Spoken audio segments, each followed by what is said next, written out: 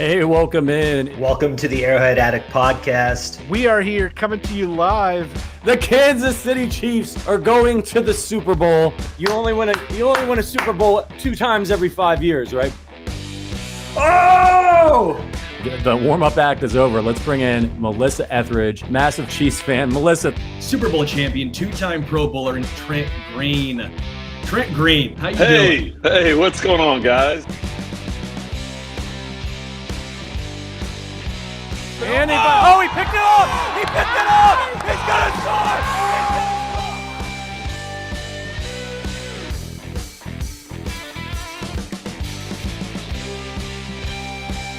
And we'll see you next week, but until then, as always, go Chiefs. Welcome to Wacky Wednesday on the Arrowhead Addict channel. I'm Adam Best, joined by the golden voice of Sterling Holmes and producer Richard doing his thing behind the scenes. Congratulations, Sterling. I heard Thank you. Something big, monumental happened last week. Yeah. I gave my girlfriend a ring, the one that DeAndre Hopkins is not going to get now that he's a Tennessee Titan. But it happened. I'm an engaged man. I'm a fiance, which is very weird to say. Which one is it? F-I-A-N-C-E? Who has the 2 E's, the guy or the girl? I don't know. Who's to say, really? Impossible to know. Yeah. You think I'm going to look it up? I was in that spot for quite some time, and I still don't know. So yeah. Don't beat yourself up. Yeah. No, I'm very excited, though. We actually have Chiefs talk. We actually have OTA, or not OTA, it's a training camp. I mean, yesterday was the first day, right? The 18th, rookies and quarterbacks reported. I am really excited for this because this is a time of year where everyone has a chance. Everyone has a chance. There's always of either making the team. Each team, they have 0 losses on their resume. Even the Houston Texans think they have a chance to make the playoffs. And if you make the playoffs, anything can happen. But as far as a player perspective, now is the time we can actually start diving in and digging into positional battles. What's going to happen? Who's in shape? Who's out of shape? Now is the time. Best, I'm excited. Yeah, it's a time of optimism for all fan bases, but particularly our fan base coming off a Super Bowl, our second Super Bowl in 4 years. Every Cinderella story is possible. And I think a lot of us are rooting for those undrafted free agents, one of those guys to crack the team. It's always exciting when that happens, but we'll see where it goes. Yeah. Before we get into everything Chiefs related, I want to give everyone who is listening right now an opportunity to go to FanDuel. Okay, go to FanDuel. New customers can get a no sweat first bet up to $1,000. All you have to do is click our link in the description to sign up. If you sign up for FanDuel with our link, you'll not only have your first bet insured, but you will also be greatly supporting our podcast. So if you're interested in trying FanDuel, click the link below to sign up with us. This offer is available for new customers who are 21 plus and physically present in most legal gambling states. Please remember to always gamble responsibly. Check the description for the full terms of the offer. And if you already have FanDuel, you can head to arrowheadaddict.com/bets to find more betting offers and ways to support the podcast. No huge news today, but I think we've got a lot of nibbles to bite on, to snack on. So we're bringing back Summer Smorgasbord and our favorite, the Boob Countdown, the 8008. You ready to rip through? Furiously rip through? Yeah. It's not a countdown of actual boobs. Don't get too excited. No, guys. Best. I'm going to keep you going, man. I want to see how many ways you can flounder. I'm enjoying this. Yeah, don't backtrack now. No, I want to see this countdown of boobs you're so intrigued about. I got it all out. Let's start with speaking of getting it all out. Let's start with Rashee Rice, who puked today during training camp. He actually vomited. Is this cause for concern or a nothing burger? I would say it's pretty hot outside. I wouldn't say it's 100 degrees outside yet in St. Joe, but the humidity is wild. We knew that this was going to be a little little interesting for Rashee Rice. And here's the reason why. He played at around, I think it was 212 or so or 202 or something like that in college. He got up to 212, and then Andy wanted him to lose 10 more pounds. He's now supposedly back down to his playing weight in college. He's just getting back in shape. Andy Reid said these guys are going to run. It's a rookie. He's going to run. This is a new experience for him. I am not worried. Now, if this is week 8 and he's yakking on the sideline because he is not in shape, yeah, then I'm worried. If this is next year in training camp and he's yakking during practice, then sure, I'm worried. I'm not worried right now. Andy Reid runs a very difficult, traditional training camp. We know it's hard, especially for wide receivers. He's getting his conditioning in. And by the way, he didn't seem concerned. He puked and rallied. I am fine. This to me is a nothing burger. If this continues on into the season, I'll monitor it. But right now, this is nothing for me. NFL fans like to do this, particularly with quarterbacks and wide receivers. Last year, it was Treylon Burks. The year before that, it was, oh my God, Jamar Chase can't catch the football. He's terrible. He's a bust. Turns out he's, through 2 years, one of the greatest receivers we've ever seen. Now, I'm not comparing Rashee Rice to him, but even in Kansas City, remember the whole panic around Patrick Mahomes throwing interceptions in training camp? Yeah. That was a big ordeal. And unfortunately, I feel like this is going to be a narrative for a while, that it's going to make fans worry about Rashee Rice. And Andy Reid's training camps are brutal, man. He is old school. He's new school in some ways, but he's old school in this way. Yeah. I will say, I like what Phantom said. That's when you know it's a great practice. True words have never been spoken. I mean, if he was done for the day, if he was freaking out saying, I can't believe this happened to me, then I'm worried. This is a nothing burger. Yeah, I agree with you. I think there's already, for some reason, a little bit of panic around Rashee Rice. I don't know if it's where he played, the gimmicky offense, the separation, but I think this will only add fuel to the fire. I wouldn't personally worry about it, but we'll see where Chiefs Kingdom takes it. Yeah, I will say, if you want to monitor or follow anything, follow his weight around, because it did sound like, from what I have heard, that they were trying to bring him back down weight-wise just a little bit. I don't know if that's to try and gain a little bit of speed, if that's trying to hopefully get him to be quicker acceleration-wise, to get more separation. I thought it was a little fascinating, since he is a little bit of a bigger body and he was able to go up and win a lot of 50-50 balls in college. I thought that was at least interesting. So I would monitor his weight, something to at least keep track of. But again, no panic here for me. The other thing is, I believe the facility he was practicing at in SMU is air conditioned. So, I never puked during two-a-days, but I saw lots of guys do it in both high school and college. Dude, I would stop. Dude, if I'm yakking, I am not going out there. I'm soft, dude. If I'm yakking, I'm saying that's an excuse for me to not do any more cardio. I hate cardio, okay? Cardio is the absolute worst. And the worst thing about throwing up during football practice, it gets all over your face mask. Touchdown, Kansas City! And apparently you can smell it. It's disgusting. Not good. Way to end on that. Come on. What the hell, Best? Hey, we're talking about puke. I mean, it's going to get a little gross. There's nothing else you can do about it. All right. What do we got for number 2? Wide receiver Nikko Remigio. How's the pronunciation there? I like Remigio. Remigio. No. He's an undrafted free agent out of Fresno State, and he's making noise early in camp.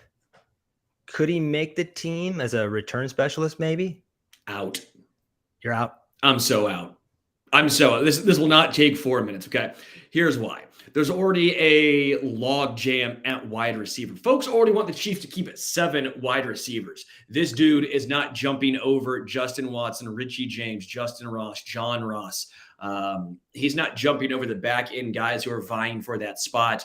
I don't care if he is a return specialist. You already are going to probably, at least in my mind, see Deneric Prince as the kick returner. They've compared him time and time again to Niall Davis. If that tells you anything, guess what? That's going to be your kick returner. Punt returner, I think there's multiple ways you can go here. I think Richie James makes a little bit of sense. I think as long as Kadarius Toney is not the guy, I'm fine. I also don't want Sky Moore back there. I'm fine. I think Richie James right now makes sense to me as the punt returner. This seems like a practice squad kind of stash. I'm seeing a lot of folks in the chat saying the same thing, but that's my take on this. I don't think there's a legitimate opportunity for him. Isn't Amir Smith-Marset still hanging around as well? Similar kind of player. I do think the Chiefs want to get both Kadarius Toney and Isiah Pacheco away from the return game.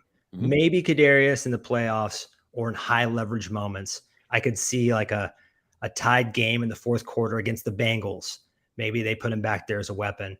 But generally, you want to keep those guys healthy, especially since Pacheco is coming into the season already banged up. So I agree with you. Deneric Prince probably has the inside track to that role, but if for some reason he gets hurt, something happens, someone is going to have to return kicks. I will say, looking at his measurables, they're not great. His 40 time was 4.57, which puts him in the 26th percentile of wide receivers. His 3-cone is 7.2, and his shuttle is 4.33. His shuttle is in the 26th percentile of receivers as well, and his 3-cone is in the 13th percentile. Again, I'm not saying this is the end-all, be-all, right? I'm not saying look at combine numbers. That's the only thing you need to look at. But if you're looking at shifty, you're looking at acceleration, you're looking at top-end speed, it doesn't seem like it's all there. I don't see the hype personally. Yeah, and keep in mind, one of the reasons he's shining might be because he was in college, I believe, for 5 years. He either already got his master's or is working on it. He's a very smart dude. Went to Cal Berkeley, transferred to Fresno State his final year. I think it was just he wanted to go somewhere different after a 5-7 season. But he's a very intelligent player who knows a lot about football already. So that may give him a little bit of an advantage. Yeah. He played 5 years in college because of the COVID year. His last year at Fresno was actually really impressive. 852 yards. Pretty impressive. Only 1 touchdown, but still 852 yards at Fresno. Can't knock that. But this seems like a practice squad type of guy in my mind. Yeah, I also read that he was a captain at Cal. So good guy to have hang around. Probably a long shot to make the team. Yeah. All right. The countdown Otron boob. Let's save 30 seconds and move on. I don't have anything else to add here. Let's bank it, baby. Number 3, Brittany Mahomes' increased media exposure is causing the haters to see her in a brand new light. Is this long overdue? Personally, I think it is. Yeah, I would agree. I watched that Netflix docu-series, Quarterback. First off, what an incredible series. I found myself loving Kirk Cousins. It seems like I would love to grab I don't think he would drink, so maybe a cream soda with the guy. Hard to not root for Kirk Cousins after watching that.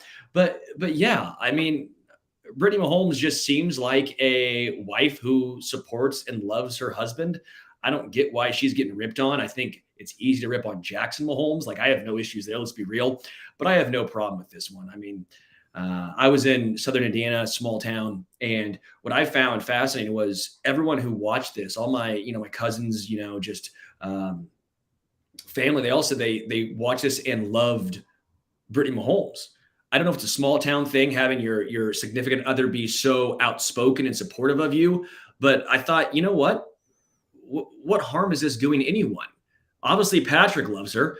Obviously, he does not mind the outspokenness she brings, but also she was a competitive athlete. So she's going to have that competitive nature. I see this as, I don't know why people complain. No one's married to her except for Patrick. If you complain about her, that's on you. Well, I know why people complain. First off, they're trying to nitpick any weak link in the armor of Patrick Mahomes, and it's very hard to find any. So picking on his family, which it's kind of warranted with Jackson, especially now. But with Brittany, I think it's never been warranted. I think women in sports, just being flat out honest, are expected to be perfect and act differently than men. And if they don't, they kind of have to pay a tax if they don't know their place. I really believe that. Watched it over the years. We're still kind of progressing as a society there in the sports world. But, she's been with him since day one, since they were teenagers. She helped him build this empire. He said it himself that she is the key to his success, that she matters more than anybody else and helped him build it. So listen to Patrick, right? He's saying that. And I think she's come off really good. There's not only that Netflix doc, she was in a CBS interview with Nate Burleson. They did this fun GQ couples trivia that was on YouTube. I like that a lot. You got to see the playful side of their relationship because, the CBS side and even the Netflix doc to some extent got kind of serious. So I will also say I love that she's doing stuff at the KC Current, doing stuff in Kansas City, trying to help out and grow the Kansas City sports community. I think it's very, very cool. Obviously, her and Patrick, they're putting roots down. We know they're building that brand new, gorgeous home. I mean, that's just amazing. Okay, it's amazing. But only 40 yards. But again, this is someone who wants to have roots in Kansas City. Like that to me is impactful. This is not someone who's like, no, I want to live in LA. No, I want to live in New York. I want to live in Texas, back in our hometown. They're happy to not only stay in Kansas City, they want to live in Kansas City. They want to grow Kansas City. They're doing it together, and I find that amazing for a couple. Yeah, and put yourself in her shoes.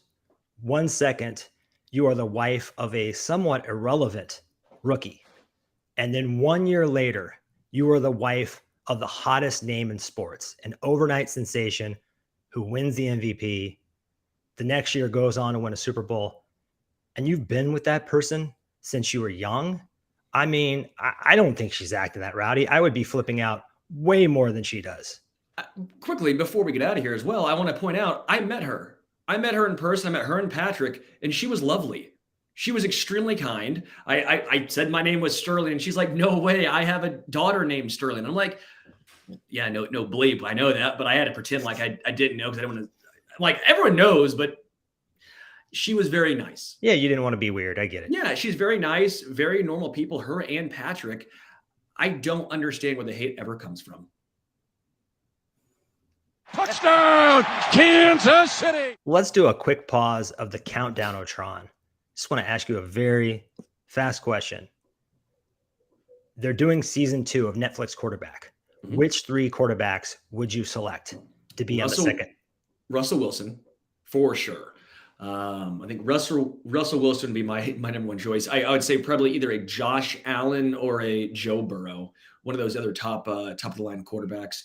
And I think for number 3, I think Ryan Tannehill would be really interesting. I think Kenny Pickett might be interesting as well, a younger, unproven guy. If you want to go with the journeyman one again, I think you could probably look back up at Seattle and try and see what Geno Smith does this time around. I will also point out, you're picking like 20, dude. I have 3 of my own, and now you're bleeding into mine. Oh, well, now I'm being an ass. Is that what you're saying? Kinda.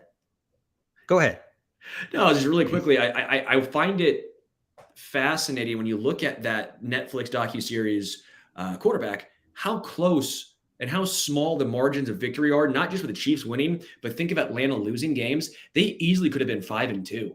I mean, easily could have been 5-2. And maybe we're talking about Marcus Mariota as the Geno Smith last year. It didn't happen. He gets benched, and now he's a backup for the Eagles. I mean, that is how small and how slim the margins of victory are in the NFL. That's what my main takeaway was from that show. Well, the other part is Geno Smith is actually good, and Marcus Mariota can hardly hit the side of a barn, but I hear you. My 3 would be Lamar Jackson. I just think he's a fascinating player. And I think, like Brittany Mahomes, the public narrative on him is off. He's a smart guy, good dude, and can pass the football. And now he has an offensive coordinator that will allow him to pass the football. So that would be 1 for me. Number 2, you mentioned it, Geno Smith. He had a renaissance that just kind of came out of nowhere. Very Trent Green-like, don't you think? And then my last one would be Baker Mayfield's last shot. Ooh. Can he hold on in the league? So that's a good one. It's a good one. I think Russell Wilson's a really good one too. Yeah. I would love to see, because Kirk Cousins came off so genuine. Like Kirk Cousins came off like that's who Kirk Cousins is. He's just a good dude. I would love to know if Russell Wilson, we always think, at least I do, I think he's phony. It comes off very disingenuous. I wonder what he's like behind closed doors, a little peek through. Maybe it actually helps his case. Maybe it hurts his case. But that's why I'd be fascinated to see how genuine that dude really is. Yeah, I think he'd be Ned Flanders behind closed doors, but hopefully we'll get to see. Hopefully we'll get to see. Let's move on to number 4. This is kind of a silly one, but it's fun to talk about. Chris Jones only got a player rating of 96 on Madden. So was he robbed? Not getting that 99, that coveted 99. I mean, Aaron Donald was 99, correct? For the 7th year, whatever it was. Right. Is Chris Jones still the second highest rated interior defensive lineman at 96? He is. I don't have an issue with it. First off, if you're using Madden to try and say what a player is or isn't, that's on you. If you get upset over Madden ratings, that's on you. Surprisingly, the Madden rating people, they're not GMs. It's a lot of name recognition, and who has the bigger name recognition, Aaron Donald or Chris Jones? We know how this goes. You look at what Hassan Reddick did compared to Bosa last year, or was it Bosa who's the Bosa for the Chargers? And you look at the difference in rating, and you look at what Hassan Reddick has done over the past 3 years, and then you look at what he has done. And right. Reddick actually has the numbers to back it up. But then you look, it's like a 10-point differential. It's name recognition. 96 is really good for Madden. I don't get upset over Madden ratings personally. Yeah, I'm not going to get upset, but it's fun to talk about. And they do make mistakes. Odell Beckham is ranked higher than Garrett Wilson. I saw that from our Jets site. That's insane. So they sure do mess up. And in my eyes, Aaron Donald was hurt last year. Mm-hmm. Didn't play that much. And I thought even when he did, Chris Jones was better. He was top 3, I believe, in pressures. He was number 1 in getting doubled. Monster in the playoffs. I think it's fair to say when both Mahomes and Kelsey were reeling a bit, dealing with injuries, the ankle for Mahomes and the tight back for Travis Kelsey, he really carried the team against the Bengals and closed that sucker out. So I think he deserves the 99. He was a lot of people's defensive player of the year last year. Unfortunately, the voters are kind of old school and just look at sacks and nothing else. That kind of sucks. But I would have loved to see the 99, man. Yeah, I would have liked to see it, but I don't really care. I don't have a huge preference either way. I think 96 is fair. We're not talking about a dude who came in at 88. Okay, what about Creed at 90? Creed Humphrey got a 90. Where's Jason Kelsey? Is that low? I don't know. I don't know. I would say he needs to be, at a minimum, the second highest rated center, right? Correct. If Jason Kelsey is also a 90, or if he's a 91 or an 89, then I have no qualms. Again, I'm not going to get super worked up over this, but at the same time, we know how good Creed Humphrey is. We know the name recognition of Creed Humphrey is still not the same as Jason Kelsey. I will go back and say this. I will go back. Name recognition. That's a big deal. So it is exciting, though. Creed Humphrey, after his second year, a second-round pick at center, already has this kind of respect. I do think he's the best center in the league right now. He's kind of taken the torch from Jason Kelsey. I don't have a major gripe with it. It's just good to see him getting respect. I see Jason Kelsey is ranked as I think it's a 93, 92. Okay. 92. All right. Well, that's reasonable, I believe. Yeah, I don't have a huge issue with it. It's fine. Let's bank those 15 seconds. I have a feeling we are going to need it for the next one. Number 5, league-wide running back pay hysteria. Is it warranted or overdramatic? Where are you at? Congratulations to Le'Veon Bell. Le'Veon Bell, you just boned the running back market for a long time, sitting out, and then you come back and you are 2 scoops of ass. Congratulations. No, I don't know what to do about this. GMs, owners, coaches, media, we know it. We know the running back is maybe the most replaceable position in football. I also think that it's one of the most physically demanding, the shortest shelf life in the NFL as well. I don't know what you do.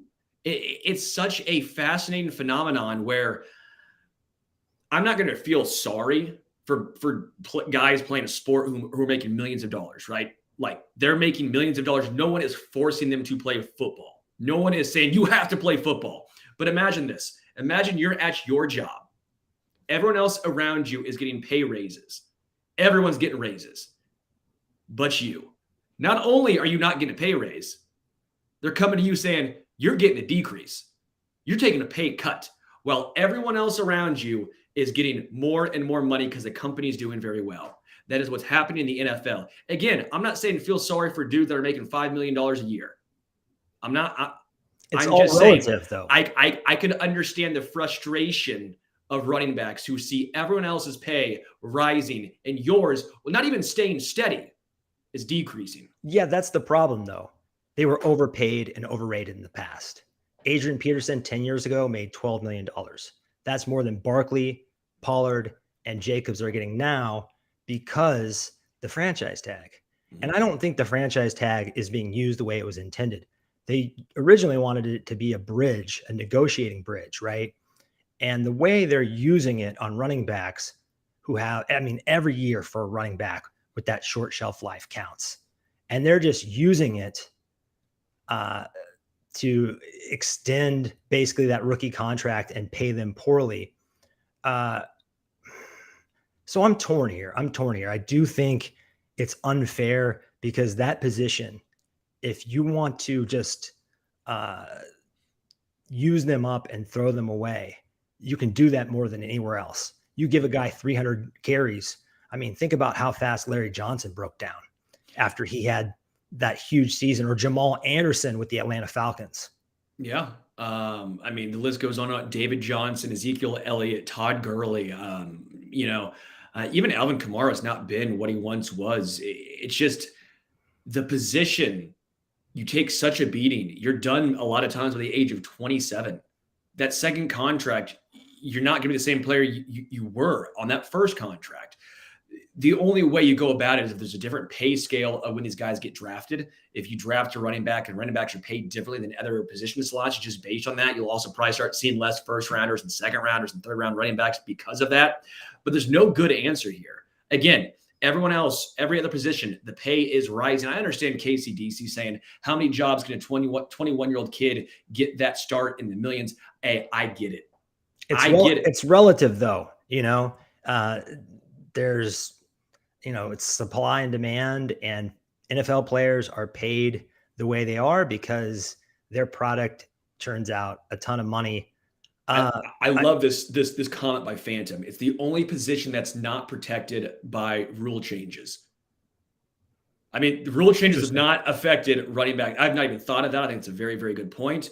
I heard one potential solution that I kind of like, and it's lumping all skill players together under the franchise tag.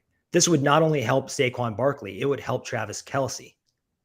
But you're not going to franchise tag a running back then. And Saquon's not getting franchise tag. Probably. It might help getting an extension, but you're not getting franchise tag. You would never see a running back get franchise tag for $20 million. That doesn't matter. What it allows them to do is hit the open market, which is what they want to do if they're touchdown, Kansas City. If the team that drafts them isn't. The touchdown was from a running back. We got to stop. I know you're going to like this one. Number 6, wide receiver Denzel Mims, a former second rounder, is being released or traded by the Jets. Should Brett Veach inquire? What do you think? Oh, this has Brett Veach written all over it. Totally. Yes, I loved Denzel Mims coming out of college. He played at Baylor. I thought the Chiefs should have taken a look then. They did not. He goes to the Jets. The Jets had a lot of young talent at wide receiver, and then he just fell out of favor. They got off on the wrong foot. He is still only 25 years old. He's 6'3". He's a bigger bodied guy. I would love to see the Chiefs take a look at Denzel Mims. I'm not saying he's going to be a star. I'm not saying that he's a sure thing, but it does not hurt to kick the tires on a 25-year-old second-round draft pick with all of these tools. Yeah, and he's kind of a rare specimen. I mean, he's a big-bodied receiver. He's kind of, I would say, sort of a prototypical X, and those kind of players are being phased out of the league. I don't know what was going on with the Jets. I mean, remember, this is the franchise that had Elijah Moore, who looked fantastic when he was healthy as a rookie, didn't want to play him last year, didn't want to get him the ball, preferred Braxton Berrios, who's a nice little utility player, but him over Denzel Mims. I just don't get the Jets. And also keep in mind, their quarterback situation has been abysmal. I know he didn't really see the field much, but when he did, he didn't have much of a prayer. You kind of have to be a superstar like Garrett Wilson to thrive in that environment, I think. So this would be very Vici. He loves taking shots on players drafted early in the draft that have flamed out or busted or whatever you want to call them. And we have so much uncertainty in the wide receiver room. I don't think it would really hurt anything to throw another body in there. You know, did you see The Dark Knight? Yeah, great movie. When the Joker breaks that pull stick and says, we're going to have tryouts, you know, and those three guys look at each other like, oh shit. I mean, that's kind of what the Chiefs have to do. Just, you know, survival of the fittest with these wide receivers. Yeah, I see Ronald's good point in the chat saying all upside, no risk if Veach decides to bring him in on a flyer. Again, he is 6'3". He ran a 40-yard dash in 4.38 seconds. He has a vertical jump of 38.5 inches. He was ranked coming into the NFL as the third most athletic wide receiver coming out of the 2020 draft. I mean, there are a lot of things to like with Denzel Mims.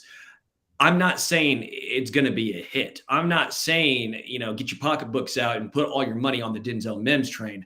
But I am saying it makes a lot of sense. If you like the signing of Corey Coleman, then you should like the signing of Denzel Mims if that comes to fruition. I like it. Let me put it this way as well. People asked me when I said I said on Twitter, I think they should take a look at Denzel Mims if he becomes available. And they said, who would you release if that's the case? If you want him on the active roster, then who would you kick out? And I said Justin Watson. I think Justin Watson, in my opinion, is a good, I like it to think it was a roller coaster, this high to ride. You have to be better than Justin Watson to make this team. I think Denzel Mims, if he shows out, if he does something, I think he'd be better than Justin Watson. And that's the guy that I would probably say, hey, bring in Denzel Mims for. That's just my opinion. Yeah, he's got great size adjusted speed. I don't know why that hasn't translated, but nothing to lose. The only issue here is if he hits waivers, someone will probably claim him before the Chiefs have a shot. So I think they'd have to do the old Mike Hughes. We'll give you our 6th. You give us your 7th, something like that to bring in Denzel Mims. I don't know that that's going to happen. Touchdown, Kansas City. Moving on to number 7.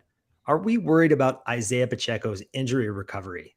And what does that mean for the other running backs, particularly Deneric Prince or even Clyde Edwards-Helaire? No, I'm not worried about Isiah Pacheco. Isiah Pacheco sounded like he was good to go. He was very enthusiastic at training camp. I don't know why I keep saying OTAs. At training camp, Matt Derrick was there, and Matt Derrick had a lot of good things to say about Isiah Pacheco. I am not worried about Pacheco. Deneric Prince, I think, makes the roster as the kick returner. I've said that once. I'll say it probably 17,000 times before week 1, at least until I see something different. And Clyde Edwards-Helaire, I think, is on the roster as well. I think the Chiefs carry 4 running backs this year that no fullback spot. I know some people want the 7th wide receiver. I think it makes more sense for the 4 running backs, my personal opinion, especially if you are not going to use Isiah Pacheco as the kick returner. That spot then would go to Deneric Prince. Also, you can pick up some short yardage situations, use him at times. Jerick McKinnon is obviously there as your receiving back. But no, I'm not worried about Isiah Pacheco. Yeah, I'm not either. First of all, he's got that dog in him. He played the Super Bowl with a broken hand and a torn labrum, and none of us even knew about it. He looked no worse for wear. He's a tough kid. I saw some video of him running out today. Looked energetic, happy, feeling pretty good. They're just going to be careful with him.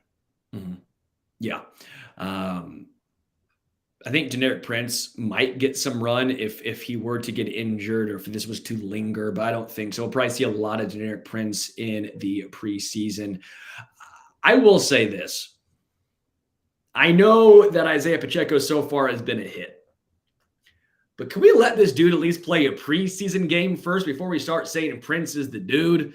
Like, how many times have we seen this? Darwin Thompson was given the next superstar running back for the Kansas City Chiefs. Like, come on, let's pump the brakes. Let's let this guy at least go to training camp. I'm high on Prince too. Okay, Prince was a great musician. Great, come on. There's that correlation right there. But let's wait before we see some Purple Rain. Okay, have we all gone crazy? We don't know if he's a little red Corvette yet or not. We have to find that out. I mean, we're acting like this is 1999 and running back is going to make all the difference in the world. Let's go crazy. Yeah, I think after what happened with Isiah Pacheco last year, Chiefs fans are expecting that to be commonplace, and it's not commonplace, but they are similar athletes, big, blazing speed, kind of unheralded. So it's kind of easy to see why people think that. And also, if there is a replacement on the roster, curious as to what you think of this. If Isiah Pacheco did go down, knock on wood, I don't think CEH would be a 1-for-1 replacement. They want a bruiser to punish teams for sitting back and just worrying about Patrick Mahomes. Yeah, but I also think Clyde Edwards-Helaire was better than people are getting him credit for. I mean, I don't know how I came full circle on CEH. Yeah, you looked at the beginning of what he did last year before he got injured. He was scoring touchdowns. He looked better. I know, but he looked better in short yardage situations. I know we always just forget that, and we all like to rip on him because the first round draft pick and he missed the Super Bowl parade and all that stuff. I get that. I'm not saying Clyde's a stud. What I am saying is I think he's better than most people realize he is. And by the way, I love Joshua's comment. Derek Gore was the next Terrell Davis. I'm with you. Yeah. I think one issue with him was yards over expected. The deeper efficiency stats showed CEH kind of struggled compared to Touchdown, Kansas City. What Jerick McKinnon and Isiah Pacheco did in the exact same offense. Number 8, where's that money that isn't going to DeAndre Hopkins going? Where are we going to spend it on? Oof. That is a really, really good question. I don't know if they do. Because the real issue was the second year that DeAndre Hopkins got. If you've listened to me, to this show, and I think almost everyone on Arrowhead Addict, we all would have liked to see DeAndre Hopkins here on a 1-year contract. A 1-year contract does not hinder Kansas City of extending Kareem Humphrey, Trey Smith, Willie Gay Jr., Nick Bolton, L'Jarius Sneed, and the like. Okay? Mahomes can make wide receivers better. He can't make linebackers. He can't make safeties or cornerbacks better. Okay? But I don't know where the money would go this year when they restructure Chris Jones, what that's going to look like. Maybe it's an edge rusher. Maybe it's Yannick Ngakoue. I see in the chat, maybe it's emergency money. I see October shopping list if needed. It's probably going to be stashed away and used for a rainy day. It's the rainy day fund. Maybe it's some contract extensions that they start giving out this year instead of next year. But I don't see a real need on this team for that money to go to now that DeAndre Hopkins is a Tennessee Titan. Yeah, they could get proactive perhaps with the L'Jarius Sneed extension. The Philadelphia Eagles do a great job of extending their guys early and keeping kind of contract negotiations from getting out of control. The other thing is, last year there were 10 midseason trades at the deadline. That's twice as many as the NFL has ever seen. These young GMs are totally different than the previous generation of general managers. And Brett Veach has done a trade midseason 2 years in a row. He acquired Melvin Ingram, kind of a small bet, but it was helpful. And then he made a bigger bet on Kadarius Toney last year, and we all know how that turned out. So having some wiggle room and looking at these young groups of edges and wide receivers and figuring out where we actually need help might be the best strategy there. Yeah, roll the money over. You don't need anything right now. I'm still intrigued to see if Charles Omenihu misses any games because of suspension. If that is the case, I wonder if they do then spend money on or bring in a veteran edge rusher. A Dunlap or something. Yeah, if he's gone 4 games, then maybe you do that because you have another rookie in FAU. How much do you want him integrated early on in the season? How much do you trust him getting legitimate snaps early on in the season? Again, I'm not worried about later on in the year, but maybe week 1 through week 4, you would be. Again, this is a little speculation at this point. It's been pretty quiet on that front, if or how many games Charles will miss. But I'm fine with rolling over that money until next year. Just because you have the money does not mean you need to spend the money. Doesn't have to burn a hole in your pocket. The other thing they could do is just take their salary cap medicine. Say, we don't see any good options out there to trade for or spend in 2023. We're going to have Chris Jones have a big cap hit this year and then make it lower and spread it out. There's a lot of things they could do to offer flexibility in the future. So It will be very intriguing to see what they do. Yeah. Flexibility, just like Chris Jones doing yoga. He's a good athlete for that size, man. He's got a basketball handle. I mean, big dudes like that are not supposed to move the way he moves. Yeah. Oh, and by the way, just speaking of big dudes, Turk Wharton supposedly going to start on the PUP list to start the season. That is the physically unable to perform. So keep that in mind when it comes to the defensive line. Touchdown, Kansas City. Number 9. The Seahawks were the latest team to release a dope throwback uniform and promo it. Did you see that? Yeah, that was a gorgeous jersey. That is the most 1990s badassery thing I have ever seen. I just, as soon as I saw it, Kurt Cobain and the Wu-Tang Clan were, playing in my head, but it made me bummed out a little bit. Soundgarden is better, by the way. Just so you know, Soundgarden was better than Pearl Jam, better than Nirvana. Just gonna go ahead and go out and they're better than Nirvana, but I do think Chris Cornell has kind of a once in a generation voice. So I feel all those bands. Hey, chat, let me know. Is Soundgarden better than Pearl Jam and Nirvana? I want to know this. These are the questions we want to hear your answers to. Yep. But I get kind of bummed that the Chiefs don't have cool throwbacks. And I don't think the helmet with the state of Texas, that doesn't do it for me.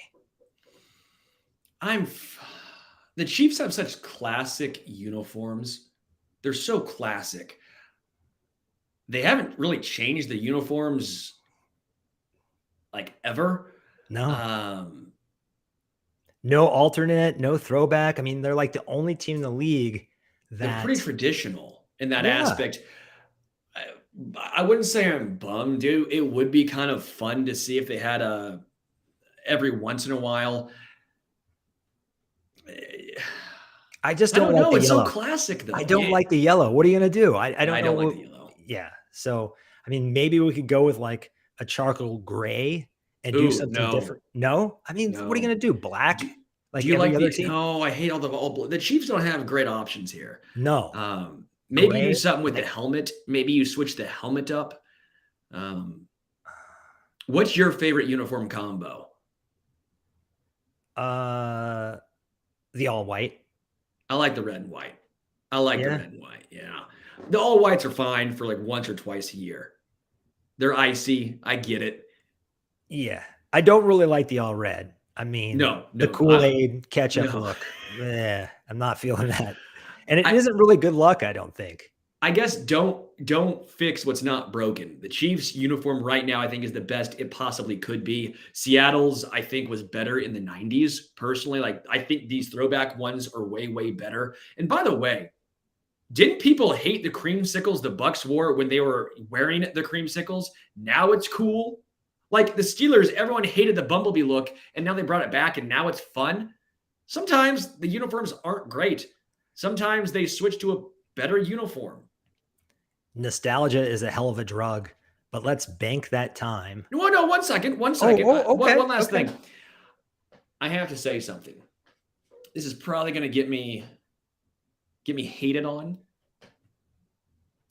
I think the best jerseys in the NFL are the Patriots throwback with Patriot Pat, the center snapping the football. Yeah. The offensive line never gives love. They never get love.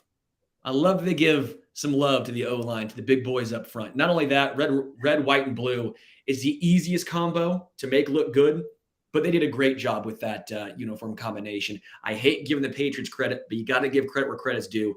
Those uniforms are a 10 out of 10. Yeah, the ones they wore in the 85 Super Bowl. I'm with you there.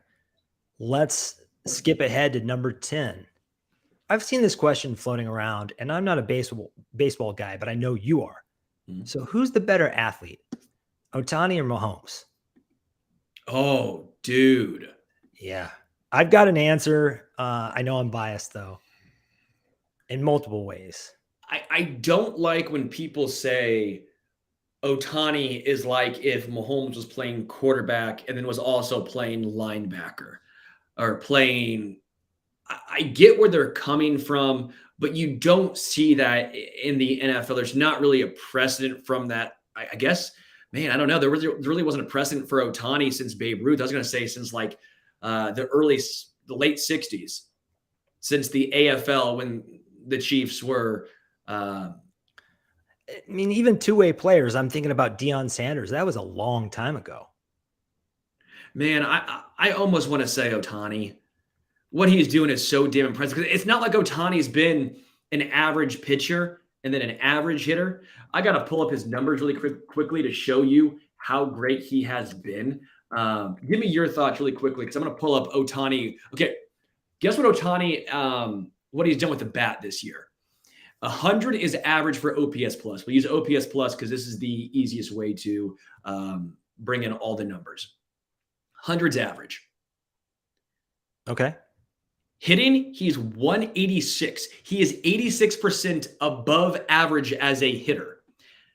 86% above average as a hitter. His OPS is over 1,000. 76 RBIs, 11 stolen bases, batting .307. Oh yeah, with 35 home runs. Now, that's just him batting. He's been the best batter this year in Major League Baseball. What has he done pitching-wise? Oh yeah, pitching-wise, he has a 3.5 ERA. Okay. His ERA plus, again, 100 is average, is 127. He has been 27% better as a pitcher than average. This is absurd. We were talking elite in both, not elite in one and average in the other. We're not talking average at both. We are talking elite in both. I think what Ohtani does is actually underrated. I feel like we're finally starting to talk about this more because what he's done is so incredible. But I don't like talking like what Mahomes is doing is not impressive. So I don't know how to answer this question for you, Adam. Because I know how to answer it because I said athlete. I didn't say who's more groundbreaking in their sport. I would argue that Mahomes is pretty damn groundbreaking. I mean, he's breaking every chart and model himself. But here's what you do. Trade sports. Who does better? Mahomes plays baseball. Oh, Ohtani plays on. football. No, that's silly. No, it's not. No, it's not. Come you said on. better athlete. And I think Patrick Mahomes was a hell of a baseball player. Actually got drafted by the Tigers. Good basketball player. He can win at just about anything. He's so competitive. Man, I think you are not realizing how hard it is to play baseball, even for professional athletes who were professional player baseball or who were college athletes or high school athletes who were studs at what they did. There's no position in baseball that's tougher than playing quarterback in the NFL. It's not even close. I'm not saying it's different, man. It is completely different. I mean, Michael Jordan was known as the best athlete of all time. You saw what happened when he tried to play baseball. Yeah. I'm not saying Mahomes would be great or even make it out of the minors, but he'd do a hell of a lot better than Ohtani would playing quarterback. So I don't know, man. I just I like angry drunken German. Seems like a fair point, but we can move on anyways. I get it. We're not a baseball podcast, but I want to give credit where credit's due. I think Adam's undervaluing how hard it is to play baseball. Yeah, I don't really particularly like the sport. I wasn't good at it. I was good at football. But I just think playing quarterback, just the media pressure, but also the way you have to process in an instant, or you get violently thrashed. There's nothing like that in team sports. Really, I don't know, maybe boxing or something. It's just different. I will say, if you've not watched Netflix's Quarterback, again, check this out because I found it really cool how in-depth and how the mental side of playing quarterback is. You see it from Kirk Cousins and Mariota and Patrick Mahomes, the work they put in to just, first off, remember the plays and then have to realize the 7 different things, what they mean, how to line them up, what this means, what counts you're going on, and then relay it from the coach to your team. Oh, and by the way, you can't say, what was that, coach? I didn't hear you, because you can't talk back. They can only talk to you. I thought that was a fascinating insight of, again, the mental side of playing quarterback. Touchdown, Kansas City. Now, that's our 10, but I've got a little extra credit for you, particularly for you, because I think you're going to struggle to answer this. That's why it's so fun. 2 big movies coming out this weekend. On one hand, you have Barbie. On the other, you have Oppenheimer. Are you familiar with these 2 movies? Yeah. Which new movie should people go see? Barbenheimer. No, I will go see Oppenheimer. Okay, don't get me wrong. Babs looks pretty good, and Ryan Gosling and Margot Robbie, can't go wrong. Looks pretty fun. I'm not gonna lie, it looks like a pretty fun movie. It ain't my type of movie. Give me Oppenheimer. I read so much World War II history already. Come on. Okay, shout out to Cheeto. He knows in the Discord channel, which, by the way, if you want to join our Discord channel, we would really appreciate it. I'm sure the link is in the comment section of this YouTube video. But we talk everything from movies to World War II to Chiefs, obviously, Royals, this, that, and the other. Oppenheimer looks bad-ass. Hell yeah. And by the way, Harry S. Truman, Missouri boy, Independence Man. Come on. It's Oppenheimer. Yeah, I'm going to disagree with you there. So both of these movies are hovering around a 90 on Rotten Tomatoes. So they're both excellent, but Barbie it's over an hour shorter. And I'm a mover, man. A 3-hour movie in the theaters, that is rough. That is rough. I think Barbie sounds like a really fun satire. I'm into it. But yeah, all things equal, I'm going to pick the one that's 2 hours and not 3. I will say, I'm not going to lie, Barbie does look like a fun movie. It's nostalgic. I'll probably go with it's fun to say, fiance. I'll probably go with her and see Barbie. I will probably enjoy it. Might have a few cocktails to really make it even more enjoyable. But all things being equal, I mean, Christopher Nolan, come on. It's Oppenheimer. You know, Christopher Nolan, I've liked his films, especially these last 3, like increasingly less and less. I just think they're so serious that there's like no relief from the tension. There's no levity. But I am a fan of a lot of his films, so I don't want to harp on him too bad. And this also is not a movie podcast. Maybe we'll have to do a side pop culture little thing someday. But what's the worst movie you've ever seen? The worst movie I've ever seen? Oh, I know mine, hands down. Oh my God, that's a tough question. I really, really hated Lady in the Water for some reason. I remember that. Trailer for it. It looked horrible. Oh, it was so bad. Has to be Wild Hogs. Oh my God. Has to be Wild Hogs. Blocked that out of my memory for so many years. Then I saw the other day, I was looking up like just movies on Rotten Tomatoes for some reason, and that movie showed up, and I go, that was the worst movie I think I ever saw. I mean, cheesy, brutal, not I didn't funny. see it, but I big remember the names. trailer. I remember the trailer being bad to the bone, and I'm like, this is the most on the nose, aggravating thing I've ever seen in my life. I can't tolerate it. There's no way I could have watched that movie.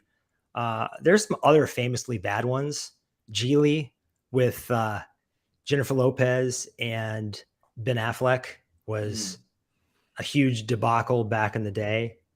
I don't know, man. I don't really like trashing movies, but Wild Hogs was so bad that I got not only Wild Hogs 2 canceled, it got another movie that was not even in the series canceled because that movie was so bad. damn. That's impressive to get 2 movies canceled, one not even in your own series because that one was cheeks. I wonder how many Razzies it won. You know what those are? It's like the bad movies, I'm assuming. Yeah, the opposite of the Oscars. Pretty funny. I just love that, someone finished that movie and they said, you guys, we got it. We got a hit. This is going to be the best movie ever. Touchdown, Kansas City. They probably said we spent a shitload of money on these actors and we have to try to make our money back, even though it's probably not going to happen. That was probably what actually happened. Yeah.